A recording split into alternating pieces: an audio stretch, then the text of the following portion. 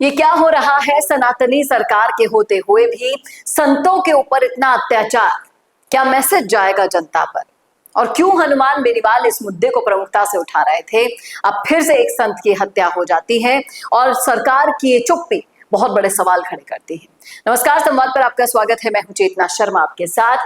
तो कोटा के बोरखेड़ा थाना क्षेत्र में स्थित चंद्रेसल मठ के महंत श्री देवानंद जी महाराज की निर्मम हत्या कर दी जाती है, जिससे पूरा प्रदेश आक्रोशित है। ये घटना हनुमान बेनीवाल यहाँ पर लिख रहे हैं, उनके हैंडल से आया है ये पोस्ट कि एक संत की हत्या नहीं है, ये राजस्थान की बिगड़ती कानून व्यवस्था का वो भयानक चेहरा है जिसे सरकार छुपा रही है लेकिन नाकाम हो रही है। सबको पता है। हौसले अपराधियों के साथ वे आसमान पर पहुंच गए हैं। अब साधु संत भी सुरक्षित नहीं है।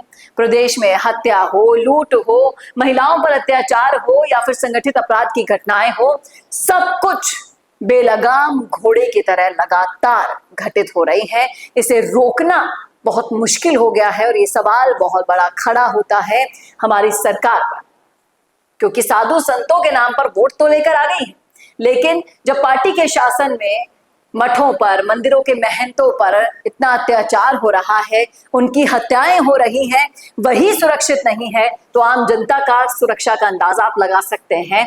गंभीरता से विचार करने के लिए इन्होंने पुलिस राजस्थान को बोल दिया है, भजनलाल जी को बोल दिया है और अपनी भावपूर्ण श्रद्धांजलि दे दी है। लेकिन सवाल बहुत गहरा उठाया है यहाँ पर बेनीवाल ने।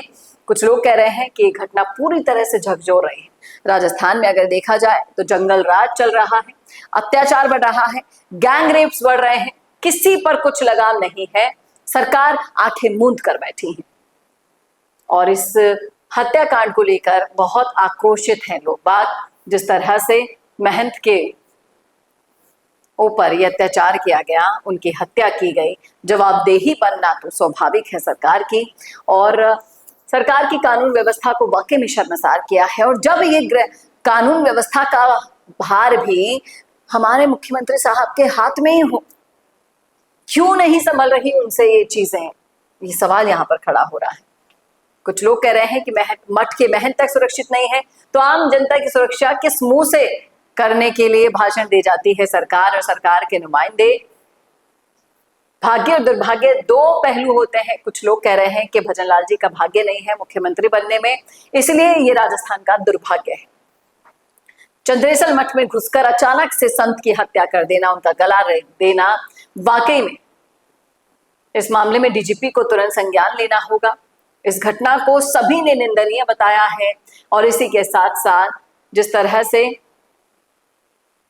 इस पूरी घटना ने लोगों के मन में सवाल खड़ा कर दिया है, वही सवाल हनुमान बेनीवाल ने भी यहां पर उठाया है कि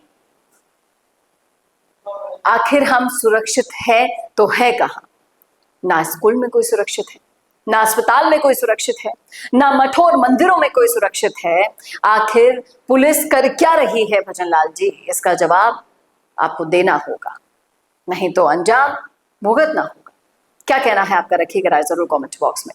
कैसा लगा वीडियो बताना ना भूलेगा और ऐसे वीडियोस के लिए देखते रहिए संवाद भारत के लिए। नमस्कार दोस्तों, अगर आप भी रियल एस्टेट में काम करते हैं तो हम आपके लिए लेकर आए हैं एक गुड न्यूज। आजकल के डिजिटल जमाने के अंदर आपकी प्रॉपर्टी का अच्छा वीडियो कंटेंट होना बहुत जरूरी है।